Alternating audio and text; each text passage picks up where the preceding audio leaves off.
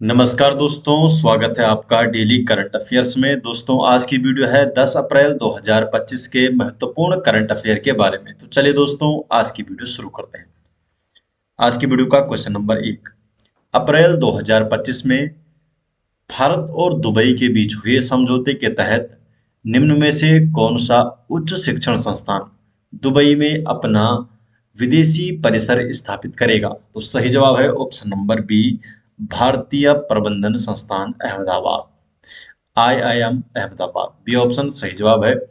Detail जान लेते हैं। आईआईएम भारतीय प्रबंधन संस्थान फुल फॉर्म है इंडियन इंस्टीट्यूट ऑफ मैनेजमेंट। तो जो आईआईएम अहमदाबाद है, ये दुबई में सितंबर 2025 से अपना नया विदेशी परिसर शुरू करेगा। IIFT Indian institute of foreign trade, इसका यह पहला विदेशी परिसर दुबई के इंडिया पवेलियन एक्सपो सिटी में स्थापित होगा। आईआईटी दिल्ली का परिसर पहले से ही अबू धाबी यूएई में मौजूद है। दुबई के जो क्राउन है, प्रिंस शेख हमदान बिन मोहम्मद बिन राशिद अल मकतूम, तो ये दुबई के क्राउन प्रिंस हैं। साथ में ही यही deputy PM and defence minister हैं यूएई के। Question number 2। अप्रैल 2025 में भारत और फ्रांस के बीच हुए सौदे के तहत भारतीय नौसेना को कितने राफेल समुद्री मरीन लड़ाकू विमान प्राप्त होंगे? तो भारत को होंगे 26 विमान। पी ऑप्शन सही जवाब है। तो सौदे की मंजूरी किसके द्वारा दी गई है? तो प्रधानमंत्री नरेंद्र मोदी की अध्यक्षता में सुरक्षा मामलों की मंत्रिमंडलीय समिति द्वारा सौदे की मंजूरी दी गई है। कुल लागत जो होगी 63,000 करोड़ से अधिक। और ये भारत का अब तक का सबसे बड़ा नौसैनिक लड़ाकू विमान सौदा होगा। राफेल मरीन के बारे में जानते हैं। तो 22 सिंगल सीटर और 4 twin seater Rafale marine jet, इन विमानों का जो निर्माण है डेसोल्ट एविएशन फ्रांस द्वारा किया जाता है। वायुसेना के लिए जो पूर्व सौदे किए गए थे 2016 में भारत और फ्रांस के बीच 59,000 करोड़ का सौदा, 36 राफेल विमान भारतीय वायुसेना के लिए, कब? 2016 में। नई तैनाती की बात करें तो राफेल मरीन आईएनएस विक्रमादित्य और आईएनएस विक्रांत से संचालित होंगे और ये विमान पुराने मिग 29 के की जगह लेंगे। पहली जो डिलीवरी होगी 2029 के अंत तक और जो पूरा बेड़ा 2031 तक शामिल होगा। Question number 3।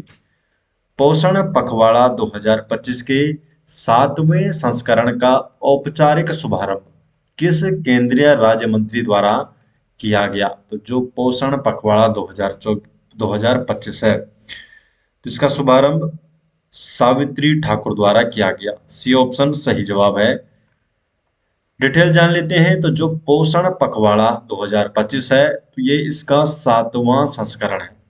अवधि कब से कब तक होगी? 8 अप्रैल से 22 अप्रैल 2025 तक इसका आयोजन किया जा रहा है और इसका शुभारंभ नई दिल्ली में केंद्रीय महिला एवं बाल विकास राज्य मंत्री सावित्री ठाकुर द्वारा किया गया। नोडल जो मंत्रालय है इसका महिला एवं बाल विकास मंत्रालय, ministry of women and child development. इसके जो अन्य सहयोगी मंत्रालय हैं जिसका आयोजन कर रहे हैं, तो ग्रामीण विकास मंत्रालय, स्वास्थ्य और परिवार कल्याण मंत्रालय, शिक्षा मंत्रालय, जल शक्ति मंत्रालय, पंचायती राज मंत्रालय और राज्य अथवा केंद्र शासित प्रदेश की सरकारें इसका आयोजन करेंगी पोषण पखवाड़े के।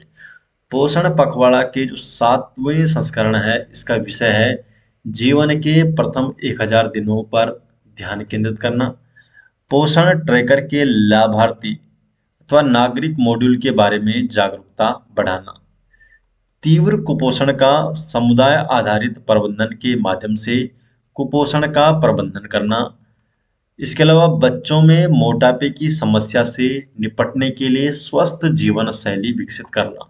तो ये इसके महत्वपूर्ण विषय हैं। उद्देश्य क्या है? पोषण पर जमीनी सुधार लाना, केवल स्तनपान और पूरक आहार को बढ़ावा देना, सामुदायिक भागीदारी और सशक्तिकरण इसके प्रमुख उद्देश्य हैं। पोषण अभियान की जो शुरुआत की गई 8 मार्च 2018 को प्रधानमंत्री नरेंद्र मोदी द्वारा। स्थान कहाँ पर इसकी शुरुआत की गई थी? तो राजस्थान के झुंझुनू में।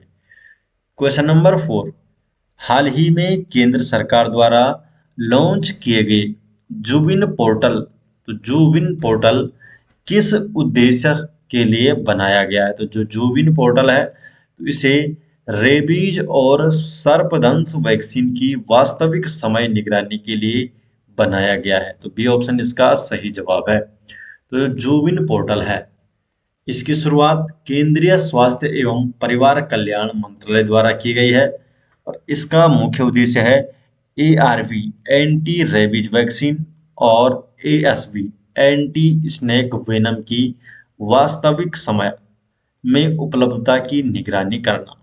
ये पोर्टल विशेष रूप से ग्रामीण और पिछड़े क्षेत्रों में समय पर वैक्सीन वितरण सुनिश्चित करेगा और जूनोटिक बीमारियों की रोकथाम में सहायक होगा।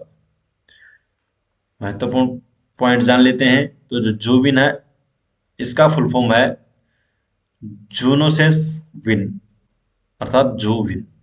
अर्थ है जूनोटिक बीमारियों के लिए डिजिटल निगरानी तंत्र बनाना। इसका डेवलप किसके द्वारा किया गया है? तो राष्ट्रीय रोग नियंत्रण केंद्र के द्वारा, एनसीडीसी के द्वारा, जो कि स्वास्थ्य मंत्रालय के अंतर्गत आता है। तकनीकी सहायता संयुक्त राष्ट्र विकास कार्यक्रम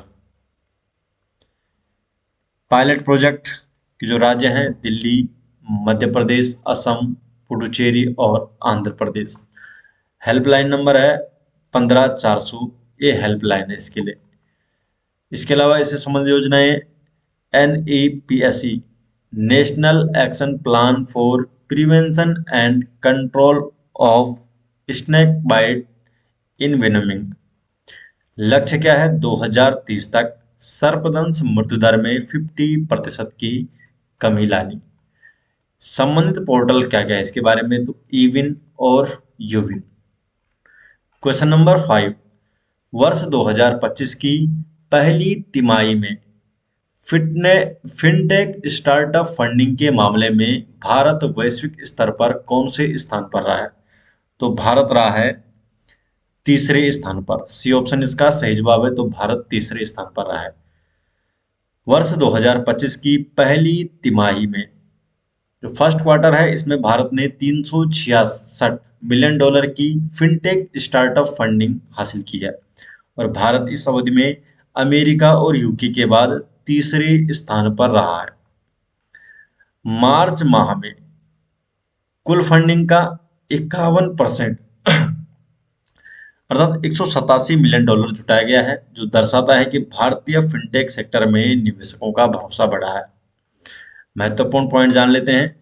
तो 2025 की पहली तिमाही जो फर्स्ट क्वार्टर है, इसमें जो कुल फंडिंग हुई है $366 मिलियन और मार्च माह में ही $187 मिलियन, जो कि कुल फंडिंग का 51% है।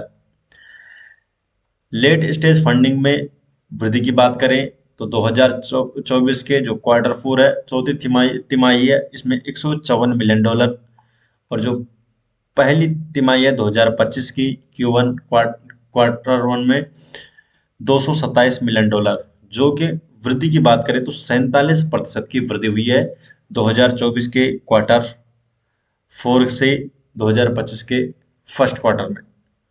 शहरवार फंडिंग के बारे में बात करें, पहले नंबर पर आता है बेंगलुरु, टॉप सिटीज है फंडिंग के मामले में। दूसरे पे गुरुग्राम और तीसरे नंबर पे आता है मुंबई। क्वेश्चन नंबर 6, महावीर जयंती 2025 में किस तिथि को मनाई जाएगी? तो महावीर जयंती किस तिथि को मनाई जाती है?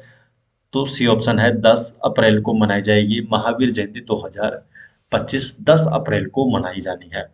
तो महावीर जयंती जैन धर्म के 24वें तीर्थकर भगवान महावीर के जन्म दिवस के रूप में मनाई जाती है और ये पर्व हिंदू पंचांग के अनुसार चैत्र मास की शुक्ल पक्ष की त्रयोदशी अर्थात 13वीं तिथि को आता है हिंदू पंचांग के अनुसार, जो कि इस बार आ रहा है 10 अप्रैल को। और वर्ष 2025 में महावीर जयंती 10 अप्रैल को मनाई जाएगी। यह दिन जैन समुदाय के लिए अत्यंत पावन और प्रेरणादायक माना जाता है।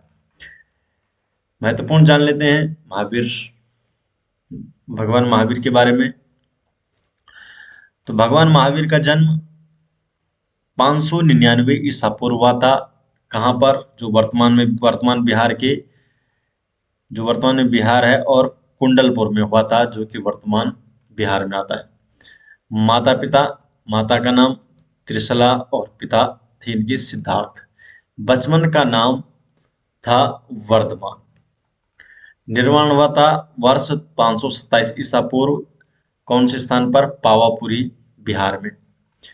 धार्मिक स्थिति के बारे में जानते हैं। तो जैन धर्म के 24वें एवं अंतिम तीर्थंकर थे। इनसे पहले जो 23वें तीर्थंकर थे पार्श्वनाथ, पार्श्वनाथ के उत्तराधिकार थे। मुख्य उपदेश जो थे इनके अहिंसा को सर्वोच्च स्थान दिया गया है। मोक्ष मार्ग क्या बताए गए हैं? सही दृष्टि, सही ज्ञान और सही आचरण।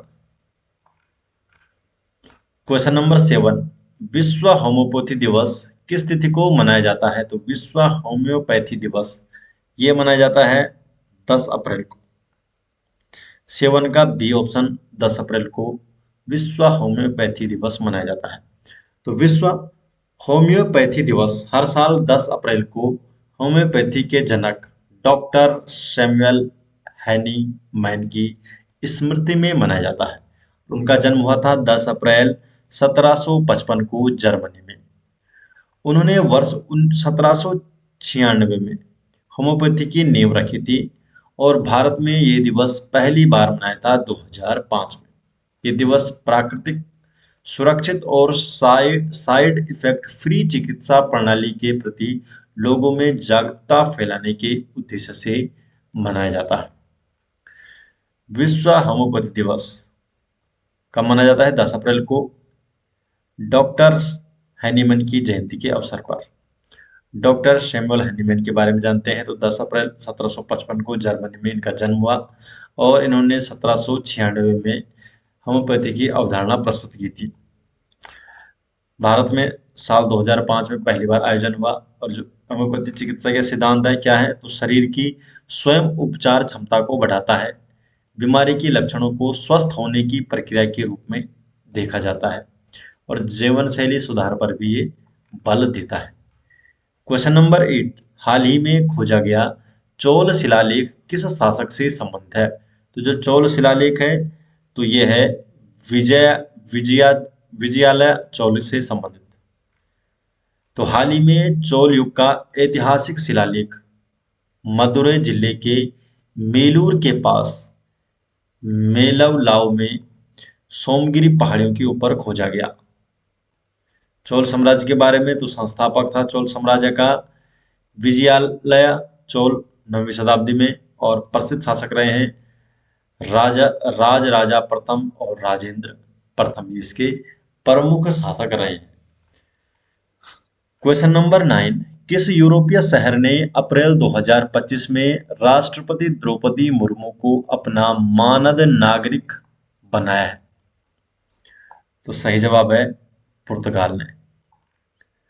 तो राष्ट्रपति द्रौपदी मुर्मू को पुर्तगाल की राजधानी लिस्बन शहर का मानद नागरिक बनाया गया था और उन्हें 7 अप्रैल 2025 को लिस्बन शहर की प्रतिष्ठित की ऑफ ऑनर प्रदान की गई थी।